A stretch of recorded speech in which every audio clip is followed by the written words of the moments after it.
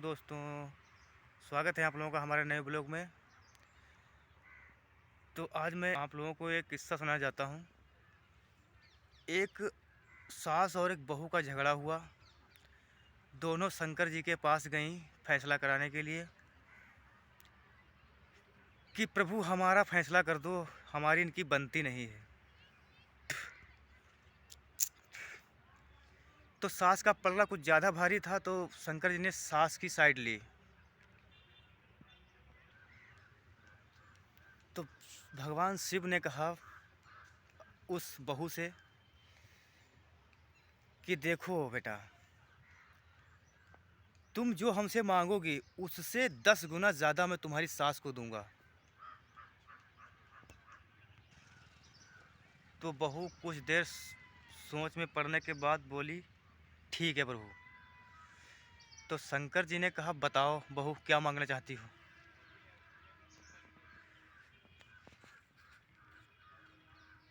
तो उस बहू ने कहा, हे भोलेनाथ, कहा मुझे इनसे 10 साल ज़्यादा मुझे जीना है। तो शंकर जी ने कहा, ऐसा तो हो नहीं सकता। जाओ, तुम्हें 10 साल जीना है तो तुम्हारी सास 20 साल जिएगी।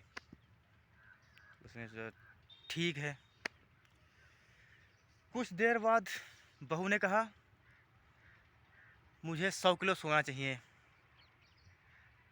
शंकर जी ने कहा, ठीक है, तुम्हें 100 किलो सोना दे दिया। सास को 200 किलो दे दिया। फिर उस बहू ने कहा, हे प्रभु, मुझे बहुत छोटा सा, बहुत हल्का सा दिल का दौरा पड़े। शंकर जी भी सोच में पड़ गए, चलो ठीक है। बहू को क्या हुआ, बहू को थोड़ा हल्का सा हार्ट अटैक हुआ। और पहले से तय हो चुका था कि तुम जो मांगे उससे 10 गुना ज़्यादा मैं तुम्हारी सास को दूंगा। तो बहू को इतना हुआ, सास को चली ही गई। सास को हुआ तो सास चली ही गई। अब बहू की चतुराई देखिए, बहू ने मांग लिया, शिव ने दे दिया।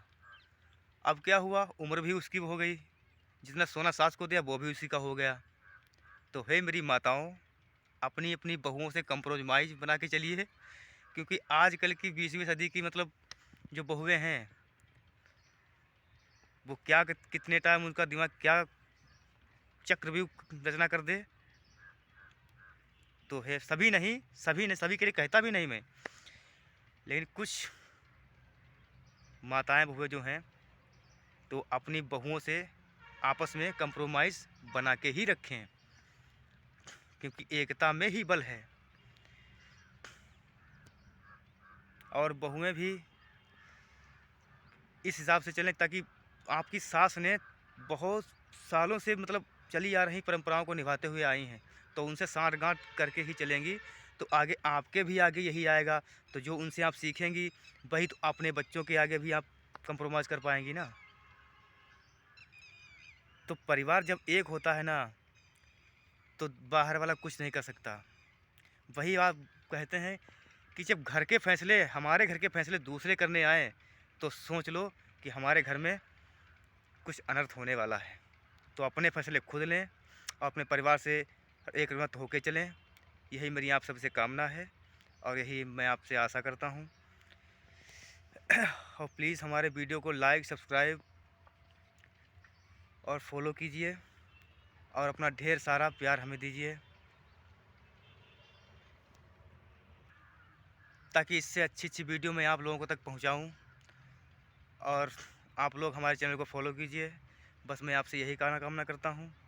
लेकिन मैं एक बात आपसे और बोलना चाहता हूँ कि मेरी माता जी नहीं है, मुझे इस बात का बेहद बेहद दुख है।